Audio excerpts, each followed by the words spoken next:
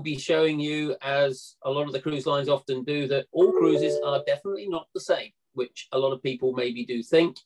Seabourn are certainly at the top end of cruising. I have to report I've been lucky enough to step aboard, actually with Lucy, on board a Seabourn ship, and they really are something else. So I think you'll enjoy the presentation this afternoon. But to get the best out of it, as I say, please ask some questions, whatever it might be that you'd like to know, ask away, because Lucy is the perfect person to answer. So don't forget, ask in the chat and we will pick up all the questions at the end. But in the meantime, Lucy, over to you.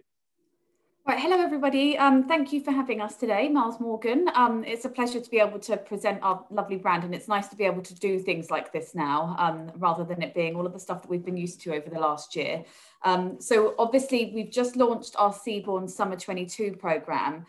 Hence we thought it was a perfect time to do a presentation and talk to you all. So I'm going to go through the brand a little bit with you and give you an introduction to Seabourn overall as a whole. And then I'm going to talk to you about our Summer 2022 programme that went on sale on the 5th of February and some of the new destinations and exciting itineraries that we have as part of that. So my name's Lucy, as Miles just said, and I'm Business Development Manager for Seabourn. I've worked for the brand for 5.5 years now, so quite a while, and it really is the most incredible brand. So I have been lucky enough to sail a couple of times, and I've just shared a few pictures of me on board here. Of course, a picture of champagne as well, because that is free flowing on Seabourn, and I would really love to be able to have a glass of champagne on board Seabourn at the moment. But hopefully you guys have all got a cup of tea ready to watch the presentation, or a glass of champagne, because of course it is Seabourn. But I've done the Ventures by Seabourn programme, as you can see in the top left there, which I'll talk to you a little bit about in a moment, where we give clients the opportunity to go kayaking and things in some amazing places like the Norwegian fjords and Alaska. And that's a picture of me there also dining out on deck. Again, a little bit of a unique experience to Seabourn compared to some of the other mainstream cruise lines, that you can dine al fresco rather than it all being in a main dining room. So firstly, I'm going to go through the Seabourn all-inclusive difference with you and why Seabourn. So why should you sail with Seabourn over other cruise lines? So we're small ship, ultra luxury cruising. We're 6-star. It's all inclusive, so we include your gratuities on board, we include your wine, your champagne, all of your specialty dining is also included. So it's a very inclusive experience, and obviously a very high level of service as part of that as well. We have smaller ships, so there's lots of generous sized guest spaces on board, and I'll show you the fleet that we have on board in a moment.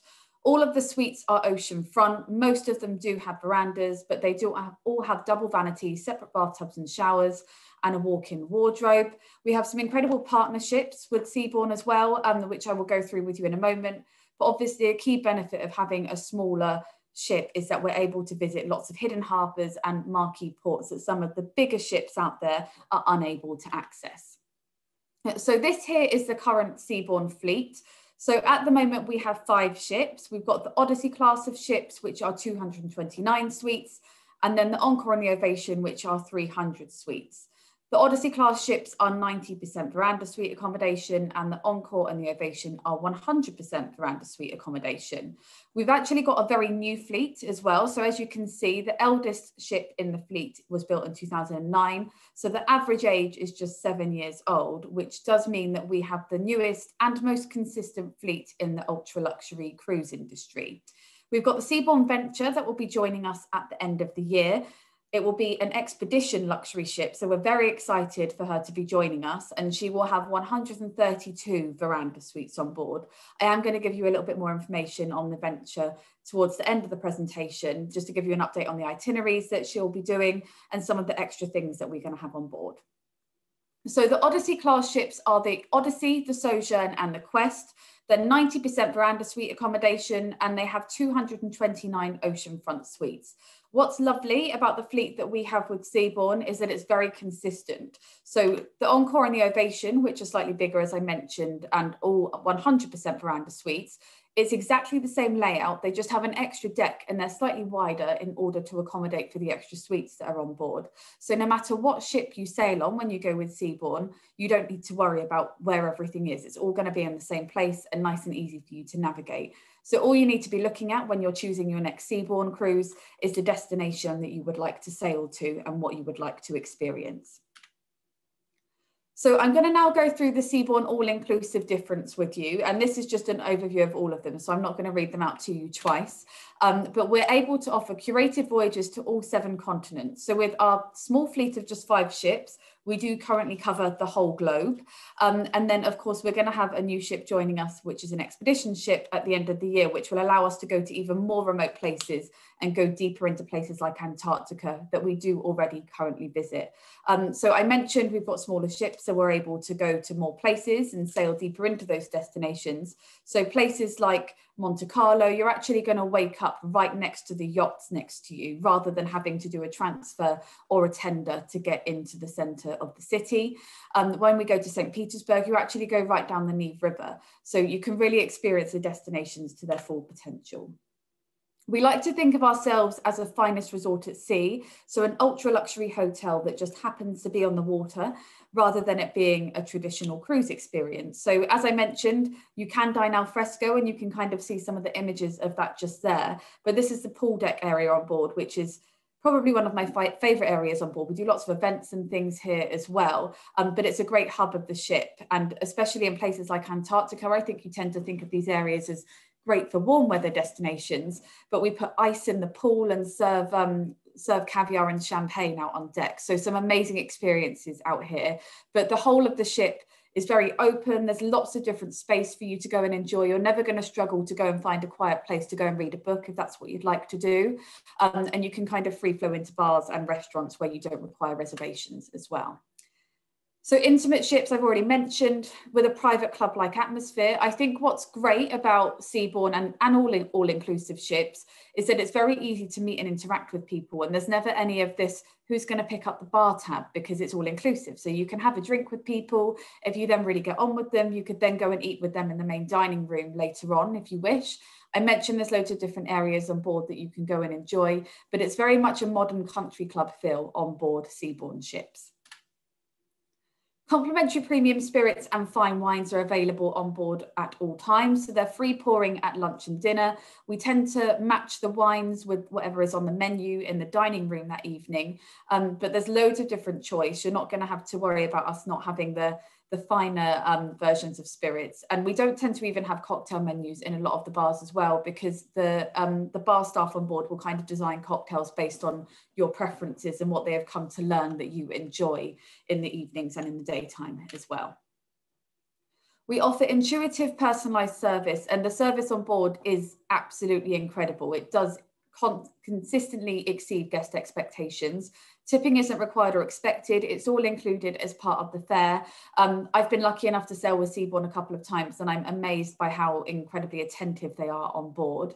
We do recruit our staff from hotel backgrounds rather than from cruise backgrounds. So there's a few different nationalities on board, and they are, as I said, amazing. They all know everyone's name on the ship by the end of the first day, which I think is mind-blowing. How can you remember that many names? But they do manage to do it. But we do always hear some incredible stories of some of the things that our staff have done on board our ships for our guests. So one of my favorite stories is that a couple once was sailing with us, and the lady actually lost her engagement ring, and she lost it in the ocean. I imagine it was probably quite an expensive ring. So anyway, she couldn't find this ring, and the staff on board arranged for a scuba diver to go and find the ring in the ocean, and they did manage to locate it. And then when they were eating their dinner later on that evening, the ring was presented back to the woman because we'd gone and found it for her. I mean, if that doesn't show amazing service, I don't know what does. She might have been really upset because she wanted a new ring. She might have got rid of it on purpose. We'll never know. But I think it's just the most incredible story of how we go above and beyond on board Seabourn. We offer all Oceanfront Suites, which are luxuriously appointed. So in all of your suites, you will be welcomed by your suite stewardess with welcome champagne, and you will also have a complimentary in-suite bar in your suite, which is stocked with your preferences. So before you sail, you can speak to your agent at Miles Morgan Travel and let them know what your favorite tipple is, whether that be gin or Jack Daniels or something. And then you'll have the full bottle of that in your mini bar for when you arrive. And that will of course be replenished as appropriate throughout your voyage. Food on board, I'm biased, but I think it is absolutely amazing. And as Miles said, he has been on board Seabourn with me for lunch. So hopefully he will agree and let you know how just incredible the food is on board. But all dining venues are complimentary. And as I mentioned, it's very open and free rather than it being very regimented with set dining time. So you can dine where, when, and with whoever you would like to. So if you meet someone that you really get on with, you can of course then go and dine with them. We just have one dining venue on our ships that requires a reservation, and that is the Grill by Thomas Keller.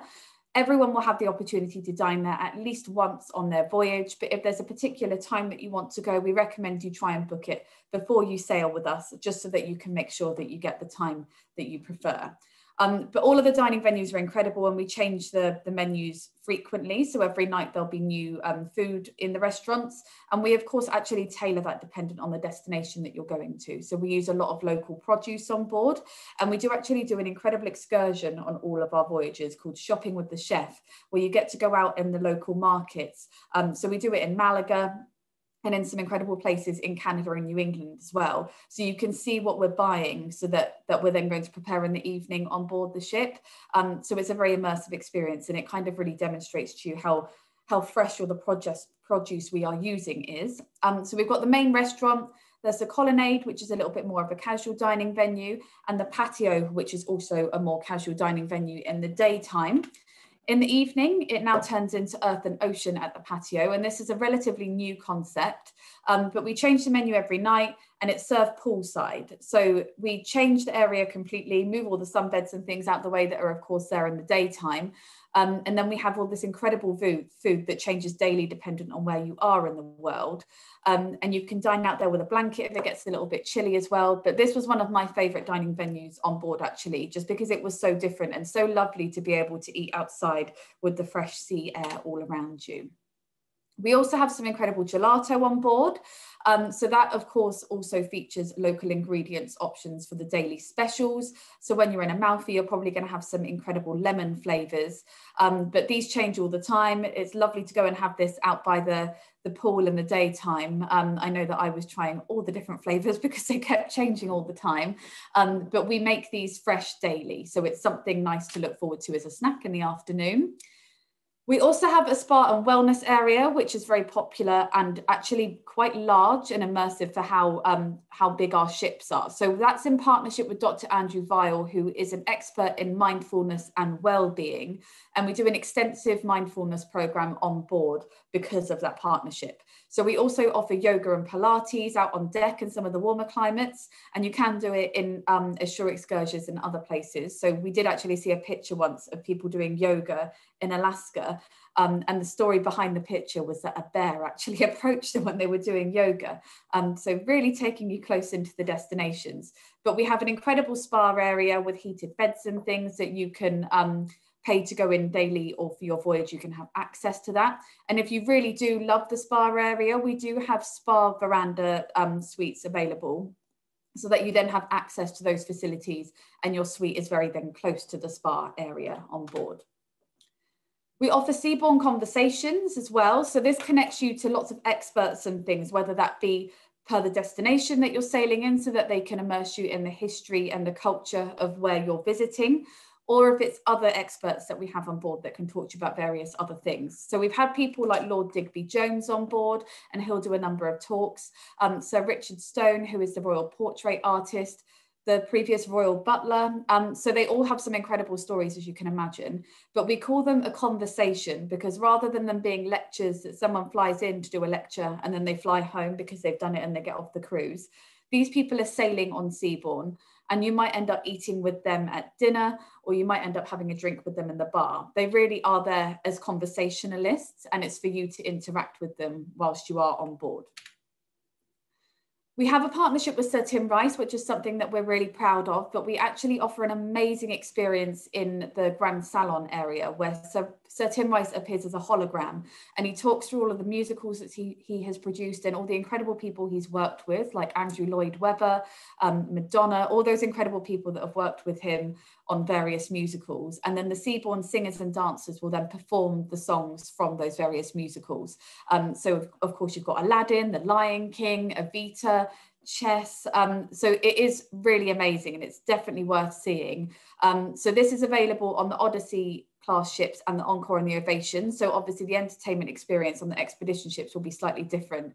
But if you're sailing with us, this is definitely a must see. But all of the shows that we do on board are amazing. Obviously it's a smaller ship, so we have a smaller cast on board, but the process that the people that perform on Seabourn go through to be on Seabourn performing is very rigorous. One of the people that I spoke to when I was on board last, he'd actually been in the West End musicals quite a lot of times. He'd been in the Mamma Mia films, so he was incredible. And working on Seabourn is a real kind of privilege for them. And a lot of the time it's kind of a stepping stone working on a cruise ship, but working on Seabourn is kind of the pinnacle for those people. And there's lots of, again, interaction with the people that are on board, and you can have a drink with these people in the bars and things as well. We have a partnership with UNESCO, which is something that we're really proud of, and we are the official cruise line partner with UNESCO. So this has recently been renewed, but it means that we are able to help conserve all of these incredible sites that we visit, and that we can take you deeper into those destinations and give you exclusive access. If you do a UNESCO tour with us as one of our shore excursions, then we do donate money to the World Heritage Fund on every single one of those tours. So it's something that we're really proud of that we have on board. And we are, of course, committed to environmental stewardship and sustainability. So there's lots of updates that are consistently being done on all of the ships to make them more environmentally friendly. And there's lots of changes that were happening on board already. So we don't have plastic water bottles that you throw away. We give you reusable bottles at the beginning of your cruise. And then that's something that you can then reuse throughout your voyage. So there's lots of small changes like that that were being made already, and that we will continue to make as time goes on. So some of the partnerships that we've got on board, I've mentioned quite a few of these already, but one of my favourite ones is Molten Brown. So we are the only brand that Molten Brown actually co-brand with. It's exclusive to Seabourn, and again, something that we're really proud of, and especially that it's a British partnership as well. But we have our own exclusive scent that you can only get on board Seabourn. You can sometimes get it in the shops. It's normally in the summer. It's available in the stores for 1 month a year. So in July, I think it was available last year. I tried to get some and it had sold out straight away. So I imagine that's all of our guests that wanted to get their fix of Seabourn that weren't able to get Molten Brown on board. We're just buying it to have at home as well, so they could have a little bit of Seabourn at home. We've actually just recently announced a partnership with Helly Hansen, and they help design a lot of the apparel that we have on board in destinations like Alaska and Antarctica, where you get jackets, but also on our expedition ship, where you'll be having to be kitted out to go on Zodiac and kayak excursions. So we visit absolutely everywhere. So we do visit all 7 continents, and we're going to have some more voyages coming out soon for the end of 2022 and early 23. That will be our more exotic program. But we've recently launched our Europe, Alaska and Canada, New England 2022 program. So that launched on the 5th of February. And I just wanted to go through some of those details, some of those voyages and details in a little bit further with you. So Europe 2022, as I said, it's on sale now. We have 68 individual voyages, and we've got lots of new ports of call and a few new destinations and itineraries as well. So we've got 27 destinations that are maiden ports, or they haven't been visited by Seabourn for quite some time. And in Europe, we do lots of late evenings ashore, so more than 30 ports, overnight stays in lots of key cities, so places like Amsterdam, Malta, Tenerife, St. Petersburg. We actually offer 2 overnights so that you have even greater of an experience to go and visit Russia and see all the culture, but it of course gives you the opportunity to actually go to Moscow on a tour as well. With a lot of these voyages, they tend to be 7 nights. It means that because they don't repeat themselves, you can actually back-to-back them to make a combination cruise, which offers you the opportunity to explore a little bit more into those destinations. So in the Western Mediterranean, we've got the Seabourn Sojourn and the Seabourn Ovation. So we tend to have itineraries sailing from Barcelona, Rome and Monte Carlo. So going to stunning destinations, including lots of mini yacht havens. So I mentioned Monte Carlo, you wake up next to the yachts, but going to lots of other smaller ports of call so that you can really experience those to the full, and places that you wouldn't be able to visit on some of the bigger ships. We've got some longer itineraries that visit Spanish Morocco and North Africa. And new for 2022, we actually have a 7-night Canary Islands cruise which is from Lisbon to Las Palmas or reverse. So you could actually make that into a 14-night itinerary. And it features destinations in Lanzarote, Tenerife, and Casablanca. We also have overnight stays in Valletta in Malta within this program, and lots of new ports, as you can see there. So Fuerteventura, Sardinia, Corsica, and some new ports in Greece as part of that program as well. In the Eastern Med, we've got the Seabourn Encore sailing. So she's doing 7-night itineraries from Athens and Istanbul, taking in the Aegean and the Adriatic. So we're really excited about this program, and Eastern Mediterranean is proving to be really popular at the moment. And it's particularly popular for putting the cruises back to back to make a longer 14-night combination cruise.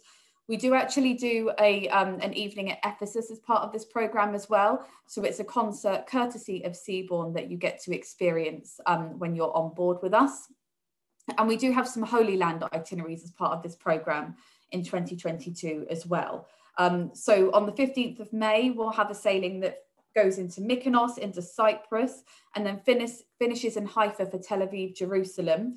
And then you could actually make that again into a 14-night voyage and then include Rhodes and some other ports in Turkey as well. So lots of incredible itineraries available as part of this program. We also have the Marina Day, which is available in lots of these ports. So when you're tendering from ports, we sometimes take out the back of the ship and we've got banana boats, kayaks, all sorts of things. So you can go and play in the ocean. So we do that in a lot of different destinations in the Med, but there's quite a few of those featuring in our Eastern Mediterranean program. We also have a dedicated season of 7 and 11-night Venice round trip cruises for the beginning part of the summer on board the Seabourn Quest. So again, this is something new for 2022, which we're really excited about. We're visiting lots of new destinations, but I think one of the favourite ones that I've come across is Vis in Greece. So there's lots of beautiful beaches, seafood and architecture, but it's actually where Mamma Mia, Here We Go Again was filmed. So lots of amazing scenery, as you can imagine, because the different images and destination scenery that you saw within that film were just incredible. So in Northern Europe, we're going to have the Seabourn Ovation, and she will be doing a variety of different sailings, giving you lots of choice of itineraries and departure dates. So she'll be doing some departures that feature the Norwegian fjords. We also do sailings from Copenhagen to Stockholm that feature the Baltics. And as I mentioned, when we do the Baltics, we actually do 2 overnights in St. Petersburg so that you're able to go into that destination a little bit more. We do also have a 14-night round trip Dover sailing in September as part of this program, which is a sailing called Jewels of the National Trust. So featuring lots of incredible ports, nice and close to home as well. But these itineraries are always really popular. And of course, it means that you don't need to worry about organising any flights to go on board with that departure. We're going to have the Seabourn Quest sailing in Canada and New England for the fall. So we're really excited about these itineraries, actually. And when I've been looking at them, I'm desperate to go on them. So we're having sailings that go from Montreal to New York City and reverse. So it means it's a great opportunity to go and stay in New York City for a couple of nights, either pre or post cruise, and of course in Canada as well. And there is another sailing that goes from Montreal down to Miami and does an overnight stay in New York so that you can still experience New York, but then sail a little bit further down and visit South Carolina as well. And on the 5th of August, we've got a 24-night Dover to Montreal sailing as part of this program, which visits Greenland and Iceland and lots of other amazing destinations. So there's lots of really different things that we've got for 2022, which we're really excited about. We then, of course, have Alaska in 2022. So the Seabourn Odyssey will be sailing there in the summer. And we have 16 individual departures. So we do 7-night sailings from Vancouver to Juneau. And we also do reverse, which you could, of course, make into a 14-night sailing round trip from Vancouver. And then we also have some 10 and 11-night Vancouver departures that feature lots of different ports in Alaska. Of course, one of the benefits of going on a smaller ship is that you're going to visit some very different remote ports. And some of the places that we visit on Seabourn are amazing. You, of course, have the opportunity to Ventures by Seabourn program here. So you can go kayaking right next to glaciers and waterfalls and really immerse yourself in the destination. We've also just launched our 2023 World Cruise, which we're very excited about. So it's on the 6th of January to the 24th of May. And it's 140 days. You can see here that there's some amazing different destinations in the South Pacific. So we've got some sectors and things available if you're particularly interested in those and don't want to do the full cruise. But if you are interested in the full cruise, then you get a world cruise event the night before you embark on your voyage, and lots of other benefits if you're booking the full duration, including business class flights to and from your departure and embarkation ports. We visit 6 continents, 32 countries, and there's 10 overnights as well. So as you can see, loads of really different destinations in places like Africa and the Pacific, and lots of very remote places as well. So in addition to that, we have got a Grand South America voyage available, if that's something that you're interested in. And launching on the 12th of March, we will have a Grand Pacific voyage. So there's lots of different and very exciting itineraries coming out with Seabourn in the near future. I'm just going to have some water quickly, sorry. So I also wanted to talk to you a little bit about the Seabourn Venture. So this is our expedition ship, which is launching at the end of this year. So her inaugural sailing will be from Greenwich to Tromsø in December. So really soon, and we're really excited. That was already a little bit delayed, but she'll be our first expedition ship and the first ultra luxury expedition ship of its kind. So as I mentioned, we do actually go to Antarctica already on the Seabourn Quest, but this will allow us to go even further into Antarctica because it's purpose built. So we have a PC6 ice strengthened hull, and we're going to have on board a world-class 26-person expedition team. We're going to have 2 custom-built 6-guest submarines that do have a champagne cooler in them so that you're able to sip champagne as you go under the water as well. And 132 all-veranda, all oceanfront suites, which will be luxuriously appointed as per the rest of our fleet. So there won't be any compromise on the service, the food, and the experience that you get on board. It's just that the experience and the destination will be slightly different. So rather than having shows in the Grand Salon, you're going to really immerse yourself in where you're going, and there'll be drones that go above so that we can kind of scope out where you're going to be sailing on the next day to make sure through a true expedition experience.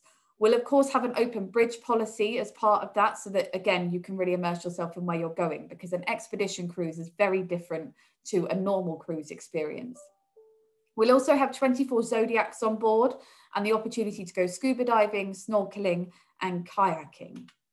So I just wanted to show you and finish off with some pictures of the various areas on board the Seabourn Venture. And every time we get new pictures of the areas, we're always like, wow, they look amazing. But this is the lounge area. So as you can see, really cozy so that you can wrap up after a day being in Antarctica or in the Arctic.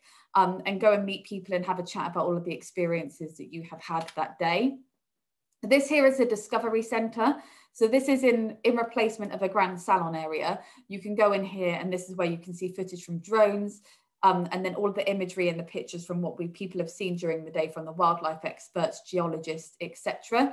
But you can actually seat the whole of the occupancy of the ship in here. So it's not going to be stages of different shows or anything. Everyone can sit in here for a debrief after a day discovering everything that's out on shore. This is the landing zone. So this is where you would go to get kitted out before you then go out in places like Antarctica and the Arctic, and where you put all your mud boots and your outfits and things and wash everything down. So this is at the bottom of the ship before you then go out on shore. And here's a picture here of the submarine. So we've got 2 of these on board. As I mentioned, you can't see the champagne cooler here, but they look just amazing. So they'll be available as part of an optional shore excursion. So something very exciting to look forward to. This here is the Seabourn Square. So it's quite similar to the area that we have as the Seabourn Square on the rest of the fleet. But as you can see, it's rounded to make for a more kind of open environment. And it's right next to an area outside as well. So it's quite a nice area to go and get a coffee and then go and sit outside and watch the world go by. So offers that I have for you. So at the moment, we still have in place our 10% early bonus savings offer. So if you book and pay in full by the end of March, then you can save up to 10% on select voyages off the fare. So something really great to make use of, because 10% is quite a big saving on board Seabourn. And we do have an exclusive event offer today as well. So if you book any summer 2022 cruise, so any of the sailings that I've gone through with you today, within a week of today's event, then you will receive an additional $100 onboard credit per person. So that's everything. I'm going to get the original screen up again now so that I can answer any questions. But thank you so much again for coming today. And hopefully you found that useful and it gave you a little bit of an insight into the world of Seabourn. I loved it, I have to say, Lucy. It was fantastic. I think the new ship, the expedition one, just looks sensational. Yeah, and some of the itineraries are just amazing. I was looking at it the other day, and we've got some incredible itineraries that do Greenland, and you sail from Reykjavik and then finish in these really remote places. But we're going to be able to offer 10-night sailings down to Antarctica as well, rather than doing 3-week-long sailings, so that you can then incorporate them into a South America holiday and have a little bit more time to take in everywhere else. But there's lots of really exciting itineraries coming with that ship as well. Yeah, fantastic. Please ask away in the chat at the bottom there. I haven't seen any questions appearing yet. Let me just check. No, so please do ask away. One for me, and this is, you might say this is a bit of a cheeky question, but I'll ask it anyway because it's my job. You're not the only person in this luxury cruise space. There are obviously other people. Silver Sea and Regent probably would be two of them. What would you say to me if I said, well, come on then, tell me what the difference is. Why should I be cruising with you and not them? What's the differences fundamentally? I would say that the main selling point on Seabourn is the service that we offer and how incredible our staff are. And hopefully that story of the ring kind of really demonstrated how above and beyond we go. But I think the service is obviously one of the main things, I think. But I think for Seabourn, for people that are maybe not so into formality as well, it offers a much more relaxed experience rather than having butlers and things. It's personal suite stewardesses. We make an effort to know your name, and it's a very friendly kind of jokey atmosphere on board as well. I know when we had lunch, was it a couple of years ago now, and there was quite a lot of banter going on with the staff that were in the restaurant, and I think that it's almost like a family on board with the staff on board, but also with anyone that's on doing Seabourn conversations and things as well. And I think it's that relaxed experience and the incredible service that we offer that makes us different. And the ships, you've got a few different classes. What's your favourite element or part of the ship that you've seen that's, in your opinion, is the real wow? I think my favourite area on the ship is the pool area, and purely because of the incredible events that we do there. So in the evenings, there's quite often a band that will be out there in the evening, kind of making for a really lovely experience before you then go for a drink before your dinner. But on all of our cruises, we do an officer on deck party at the end of the cruise, which I think this is probably why it's my favourite area. That we remove everything that's in that area, all the sunbeds and things are gone. And then we have all these different stations where we offer quite heavy canapes, and the band's out there performing, and you actually have all of the officers and all of the staff, all of the suite stewardesses come out on deck at the top balcony area, and we say thank you to all of them, and clap and just have a big party on board. And I think it's probably my favourite area for that reason. I think you comment about the ship itself. I mean, as I say, I haven't cruised with you, but I've obviously been aboard, and I think that your reference to a hotel is probably a really good one. The feel of the ship is very much a really luxury, nice, kind of intimate hotel, which is an incredible achievement considering the thing is floating on the sea. Yes. But you have no feeling of that whilst you're on board. It's beautifully done, I have to say. Yeah, and I think that the suites as well kind of really demonstrate that as well, with how spacious they are. You don't feel like you're in a cabin.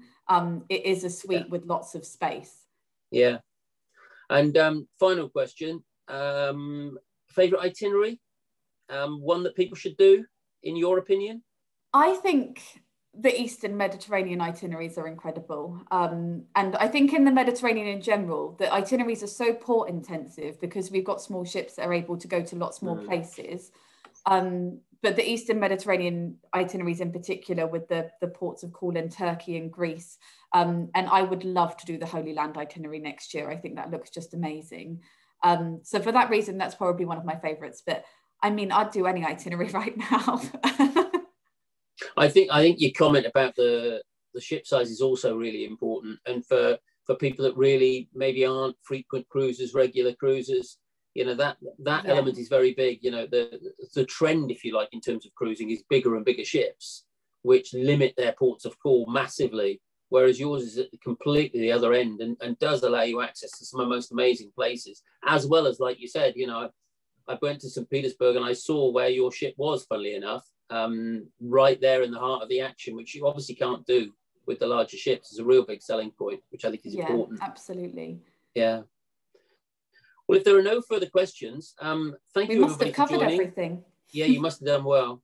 Thank you to Lucy, as well, for joining us. It's really kind of you. A really good presentation, and certainly whetted my appetite. And I think, you know, particularly when you went through some of the itineraries and some of the places, just some spectacular places to visit. And to be honest with you, what better way to do it than on board one of your vessels? Because they are just class is the word I would describe. Absolute class. So please contact one of your local shops if you're interested in knowing any of the pricing and the itineraries or anything like that. Everybody can help you with that. And obviously there is that special little offer that Lucy's given as well. So thanks everybody for joining, and thanks very much to you as well, Lucy. Thank you. Thank you, everyone. Bye-bye. Bye.